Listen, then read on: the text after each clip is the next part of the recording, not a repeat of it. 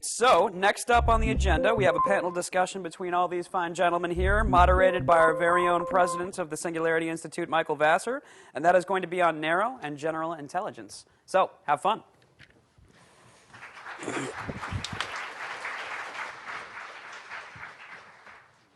I'm here. Thank you.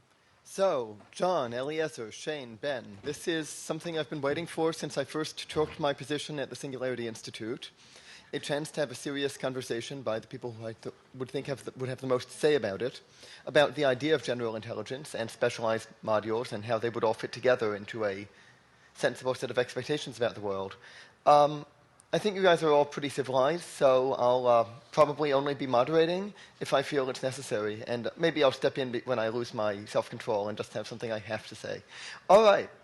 Let's start with John, since he'd just been talking, and he can probably talk to the other guys. And you know what, Eliezer, you founded the organization. You can start things off. And okay, so I, for quite a while, have been hoping to have this conversation with either of Tubi or Cosmides, because I firmly feel that there is a place for the concept of general intelligence in evolutionary psychology. Just because there were a lot of very bad, no good people who thought that the mind was a blank slate and that the fact that we were human meant that all of our instincts had gone out the window, and these people believed in a sort of very generic, featureless intelligence that would apply to anything equally, does not mean that we cannot rescue the concept of the fact that humans have significantly more broadly applicable intelligence than chimpanzees. The fact that we have significantly more broadly applicable intelligence than chimpanzees doesn't mean that we have a little additional general intelligence module.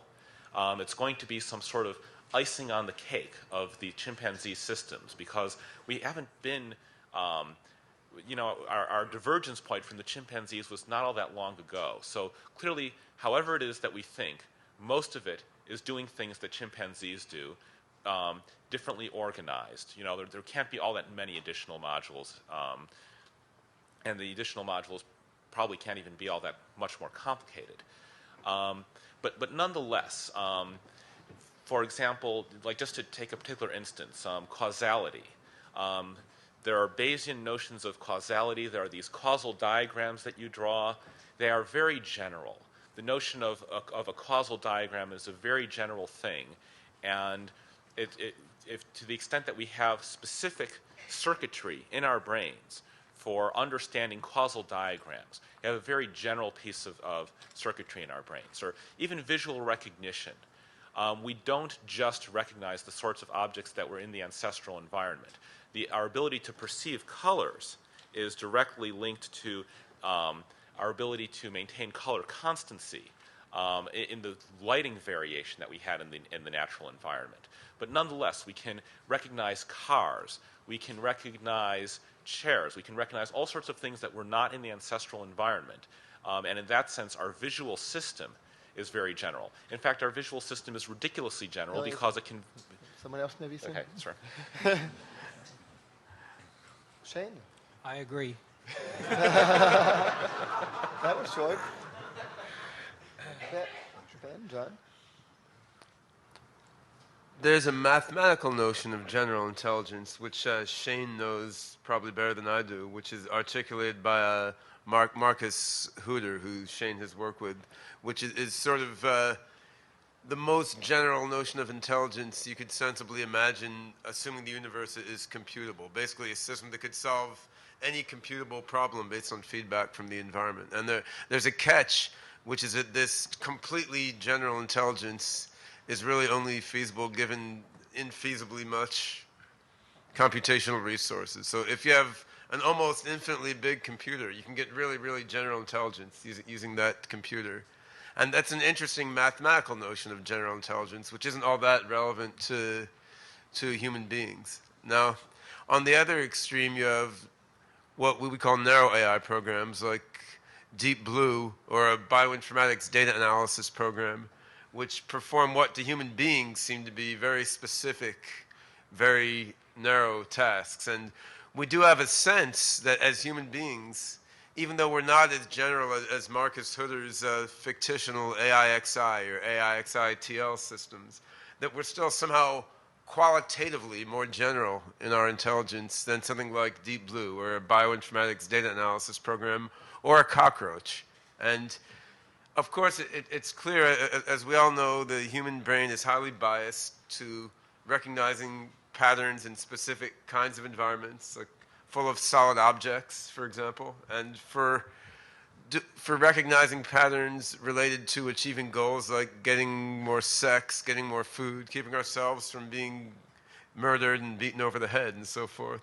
So we're highly specialized, yet we do have some abilities such as transfer learning and the ability to get oriented in a new and unfamiliar context, which sort of, they feel in a sense like they have to do with generality and the ability to learn generally beyond what narrow AI programs can do. So one perspective would just be that you have a sort of spectrum. At the one end you have narrow AI programs, at the other end you have AIXI and these fictitious mathematical general AIs, and then you kind of get more and more and more general intelligences which can deal with a broader and broader scope of possible environments sort of continuously, and we're somewhere along that spectrum.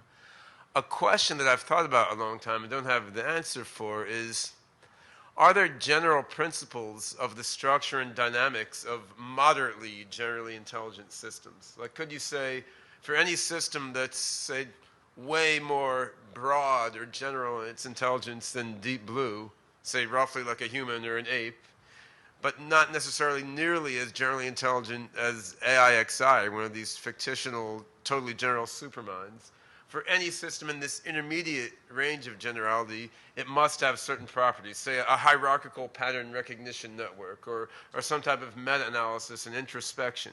And that theory we don't have yet, unfortunately. I'm hoping we can get it by building a bunch of different AGI systems with different architectural principles, and you can do some empirical study and see, well, to get general intelligence, do we actually need to build systems obeying these principles? But potentially we could derive this kind of theory purely through mathematics as well. We just don't have that mathematics yet.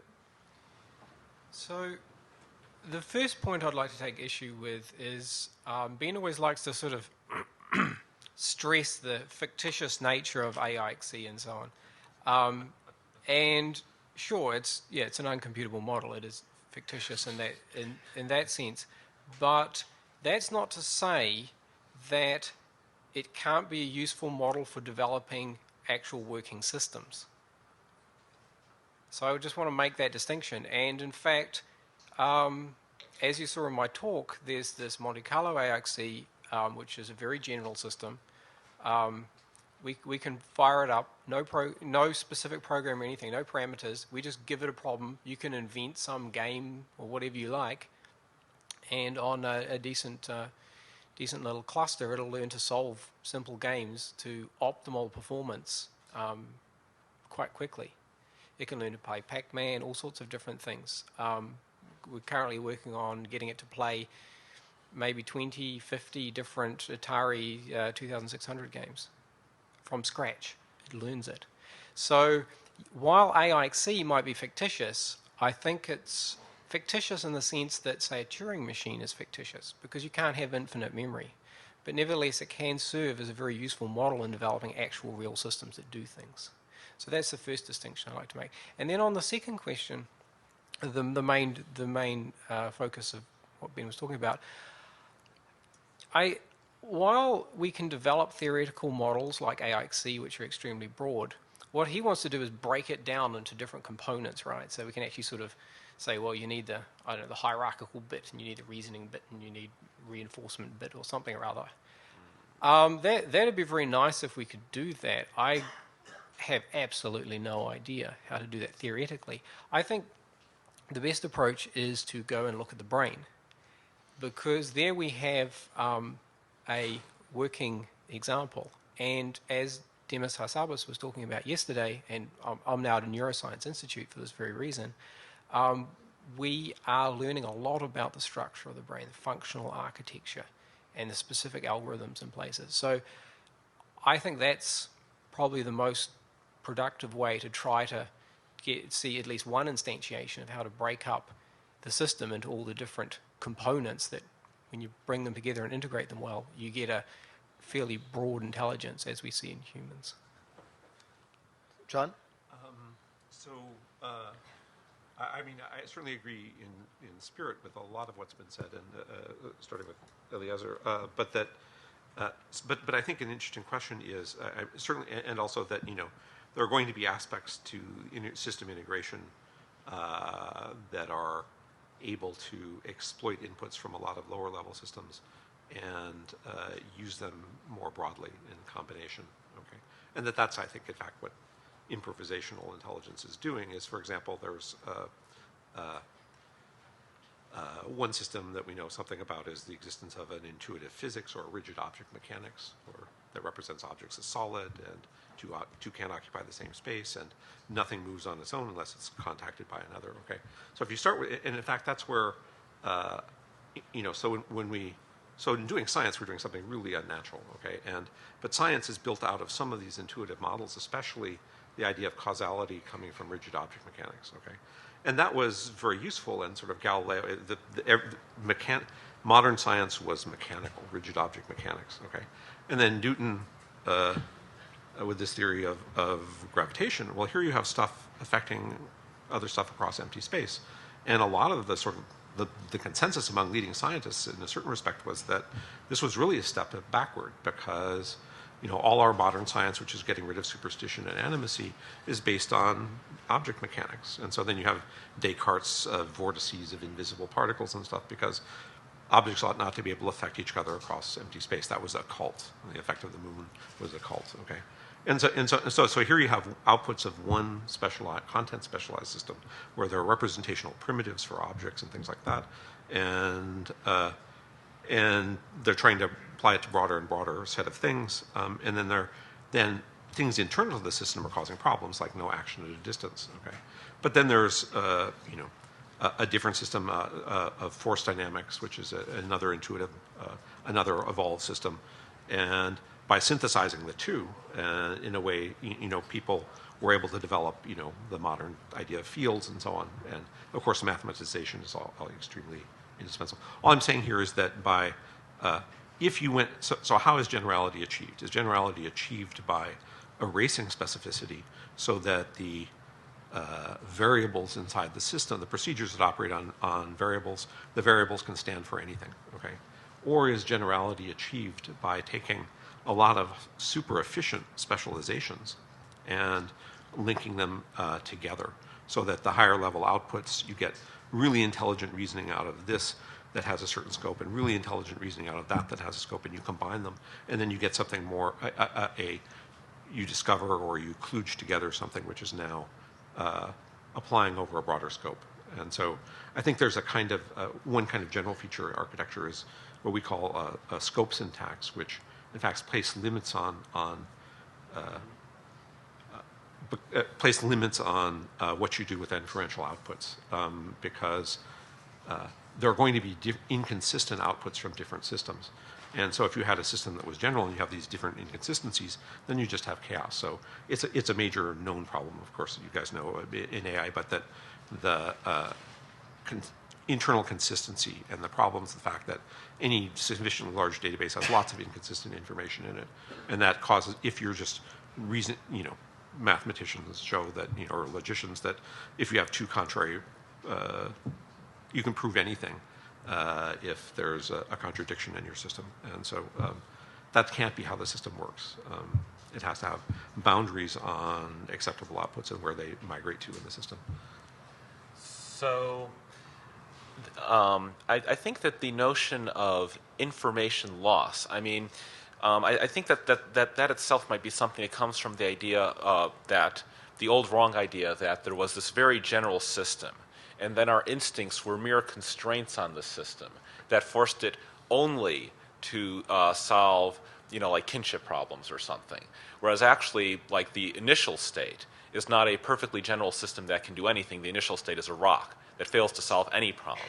And then bit by bit, you get it to solve problems. Now, it might be that some of the circuitry in the programs that you have would also be capable of solving other problems with slight tweaks.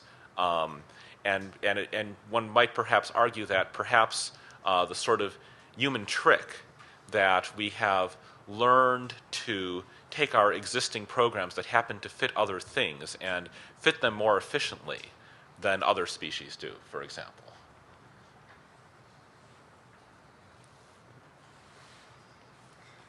Ben, you were looking over. Oh, yeah. I have some actually responses going back to Shane's previous comments, Okay. which tie in with some of the other comments as well. I'll just put in that I agree certainly with what you were saying, but anyway, Yeah. pull up with your. I agree. counter, Shane. I agree also. And we're being too agreeable. I'll try to say something controversial next time. All right? You know, Eliezer, you ignorant slut. technically, Right. if you're all general intelligences, you should all agree on everything, at least after updating, unless you have disagreements about your priors. I think any disagreement would be sort of a matter of degree and where it is and where it isn't. But I think the general concept, I think we all agree on.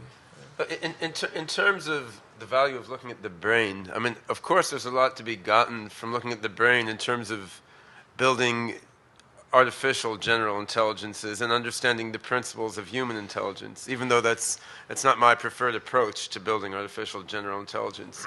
But if you're looking for kind of general principles of general intelligence, like necessary principles, any system with general intelligence above X must have these structures and dynamics in it, then studying only the brain is a pretty dangerous route, because it's just one category of generally intelligent systems. So I don't really trust the brain's guidance in that regard. And I mean, we might even learn more by looking at multiple biological organisms, say whales and dolphins, which deal more with fluids than with a world of solid objects, and may have many different structures and dynamics than we do, which we just don't know about yet.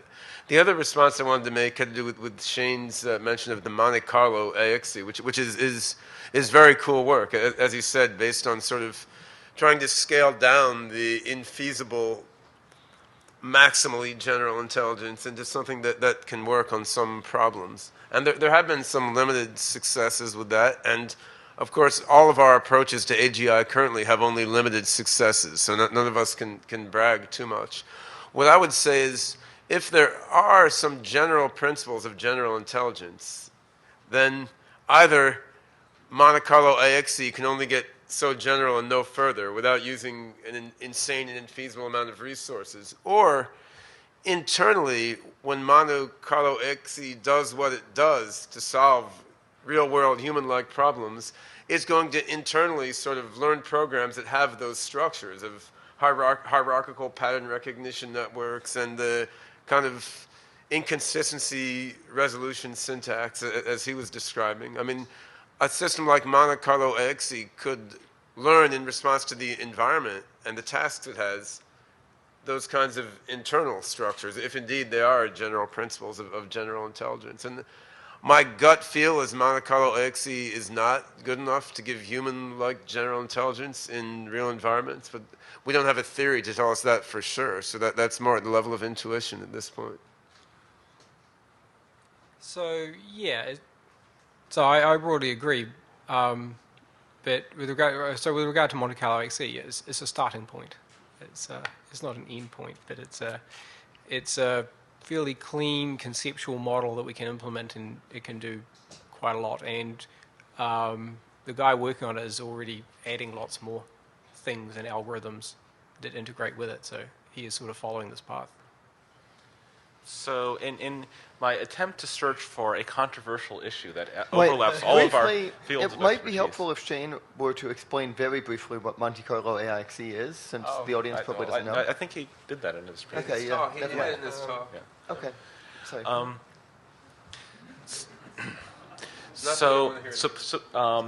Natural You'll all be tested in the way. natural selection is actually a generic rather than general intelligence. It uses a very simple algorithm. It actually tries a bunch of things and sees what works. And if you pour enormous amounts of computing power into this relatively generic and featureless underlying algorithm of natural selection itself, it will eventually give you full-scale, butterflies. It will give you consequentialist reasoning across domains and optimized patterns and all sorts of novel contexts relative to natural selection itself. It will solve new problems that that species has never solved before. So if natural selection is capable of learning given enormous amounts of computing power, then maybe we don't actually have to design all these careful lattices of individual domain intelligences, because maybe if we had, human general intelligence is not here for the technology. That is a recent evolutionary, what we think of as advanced technology. That's a recent evolutionary innovation. Now, one argument says that this brain is just here for us to argue with people, because this was like the ancestral political task that drove the large brains. So given that this brain was never actually designed to be a general intelligence, maybe if we can look for things like the ability to, maybe there's some relatively simpler trick to using modules that already exist to apply them to new things. And if we understood the brain well enough, we'd be able to take out just the part that is relatively more general, seed it with a relatively small number of domain competencies, and then turn the AI itself loose on the problem of absorbing information from the environment the same way natural selection did to develop domain-specific competencies. So, in other words, maybe you actually can go that dream of pure general intelligence route, only not literally pure general intelligence, but maybe you could get by building an artificial general intelligence with a lot less domain specificity than humans wound up with by virtue of actually being chimpanzees that were slightly hacked to produce general intelligence. I think it's interesting to bring up Stephen Mithen's theory in his book, The Prehistory of Mind, where he's a kind of anthropologist, and he had a hypothesis, roughly speaking, that before we had modern humans, the pre-humans had multiple modules, which were kind of functionality specific and were fairly disjoint from each other.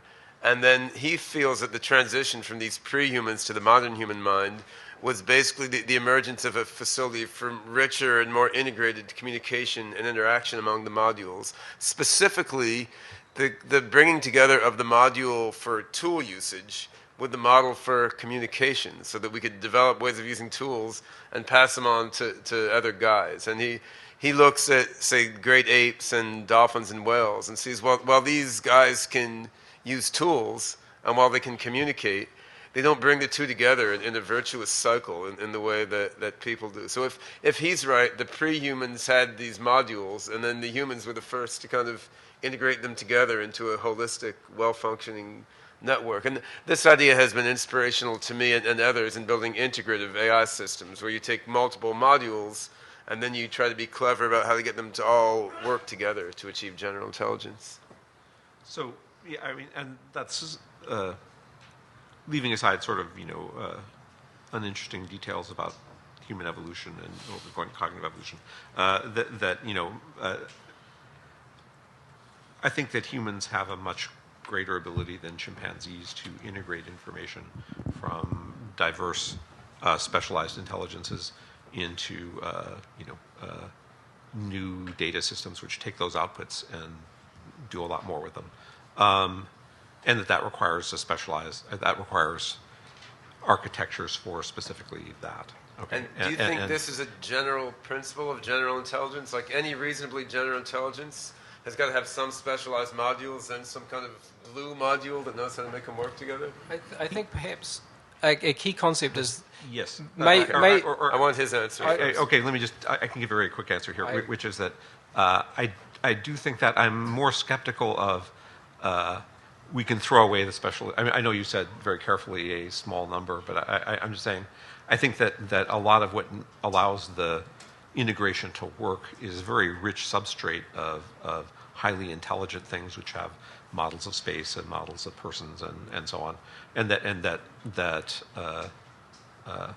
so I think it will be less productive. I think it's more productive to actually tool those and include them in the system as a way of getting off the ground than trying to. That is suggested both by neuroscience and practical AI work so far. Shane was saying something. Yeah. So I think the missing word here is efficiency. Yes. So something like AIXC, yeah, it can do everything using infinite power, and I wouldn't be surprised if there is something that can do almost everything in some sense using an enormous quantity of power. So, but it is still actually within the domain of practice. But that still may not be efficient. So in order to be really efficient, sometimes you need specific algorithms for specific kinds of problems.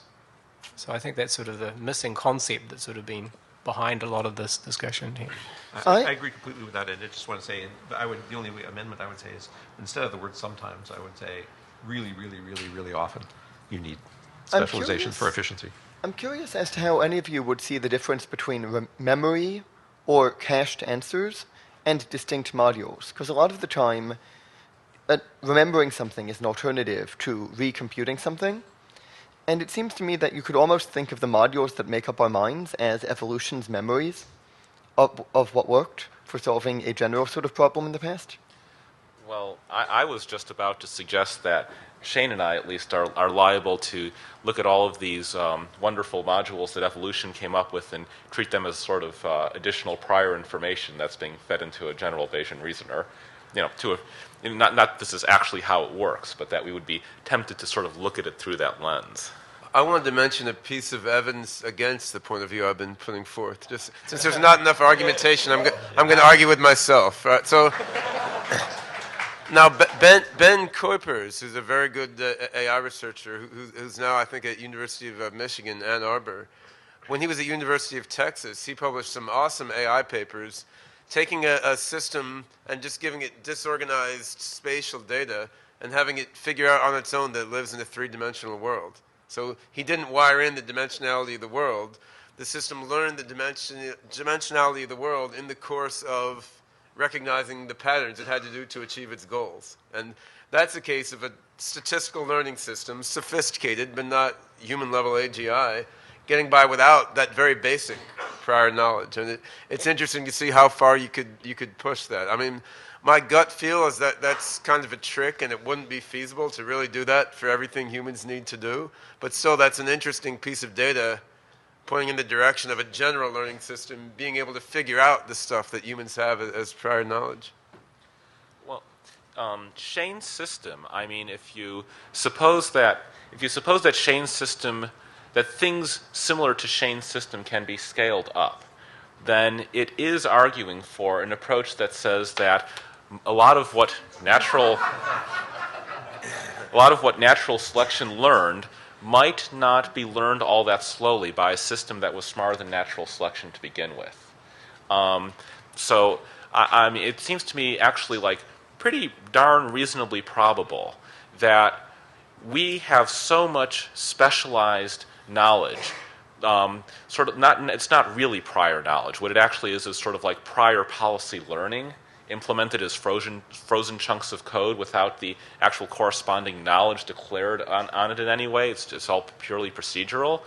But considering that natural selection got here at all, and that human beings are capable of doing science at much faster rates than natural selection is capable of building new species, the real question is how many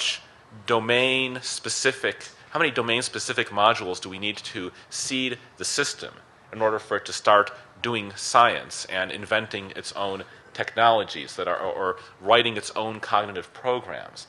And it seems to me that it might be that if we selected the right general components, that we could probably get by with relatively small amounts of domain-specific information, especially for things like vision,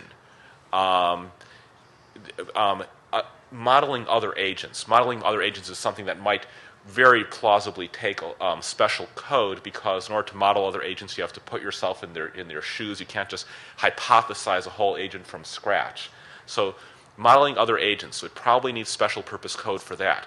Vision, we might be able to just start showing it the input from a webcam and try to get it to figure out all that stuff about 3D objects that natural selection learned over a much longer period of time. And that's my argument for possibly we might be able to start from a smaller core and learn a lot of domain-specific stuff much more quickly because we aren't actually starting with a chimpanzee and then hacking it to produce general intelligence. We are trying to build something with that significantly more broadly applicable intelligence to begin with. I guess one difference is that I wouldn't use the word domain-specific. I think it's a bit more general in that in some way. I think what you see in the brain is, well, you see some things that are definitely very specific, but you often see things which are certain sort of classes of control or learning algorithms rather than being specific to a domain. And so you're talking about vision. There's nice work where, or various experiments, basically they show things such as being able to rewire the input from the eyes, essentially, to a different part of the cortex, and you see visual processing organizing itself there, even though it's a part of the brain which usually would do something quite different. And so that seems to suggest that there's not really domain-specific knowledge there, but there's a certain type of learning algorithm that perhaps assumes certain statistical structure. So it's something a little bit more sort of general and harder to nail down. Yeah. I mean, go on. That's a very common interpretation of those results. It's not my interpretation of those results, which is to say, what A disagreement. A disagreement, finally. Blood. Okay. That assumes that domain specificity is in the form of physical localization. Okay. And yet the brain has to, one thing that the brain does, which is very unusual for a computational system, is it assembles itself, okay? And to assemble itself in a noisy system with noisy genes and noisy environment, okay, there has to be a tuning system which says, okay, so for example, deaf people, when you learn when you study spontaneous signing, it turns out it has all sorts of features of grammar that are unnecessary, that wouldn't be necessary in the visual channel. What in fact it looks like is happening is the brain says, I'm looking for inputs which have a certain phonemic-like pattern, okay? And I'm not getting, normally in the normal person, they get that from the ears, okay?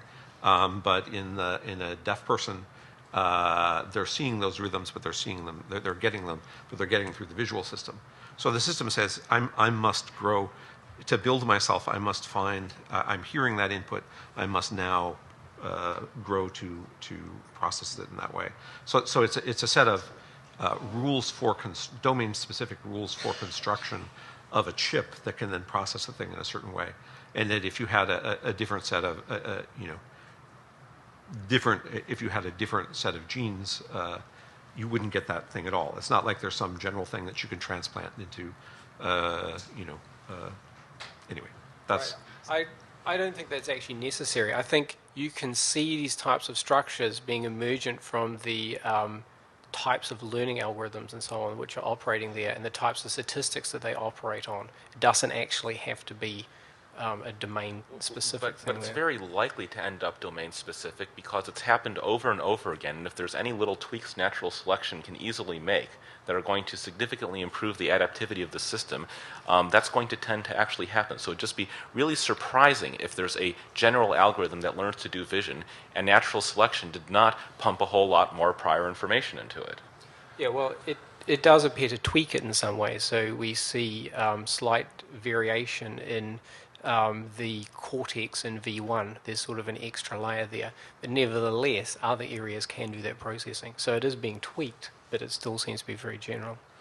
All right, we've got 1 more minute, so if anyone really wants to say something important, yes? Your question, so you talked about efficiency, you talked about memory, and then now I think that efficiency is really key because whether something happens in polynomial time is not evolutionary time, right? Where incredibly short periods of time make a difference, and efficiency also has to do with how you represent the world and how you represent the success of computation, and that the memory system has to, whether it's in the procedure or in the data structure that memory is poured into, lots of stuff is thrown away, and that's a virtue and not a vice. And so there's a special tuning of what is successful computation in vision, what is successful computation in social interaction. The criteria are completely different from each other. And therefore, you can't have just a general system which says, we're going to solve this problem, because what counts as success for different adaptive problems is completely different for food and for mating, for example. I would add one more data point, and that is from machine learning. When you look at things like different types of deep belief networks, such as deep convolutional networks, and there what you have is a very general statistical hierarchical learning algorithm. And you can take one of these algorithms and expose it to a lot of images, such as pictures of people's faces. And what you see in the hierarchy reflects the visual system very accurately. So at the bottom you see something called Gabor filters, which are a particular type of input filter. And it's not really built into the algorithm, it just comes out of the mathematics of it. And we see the same thing in the brain.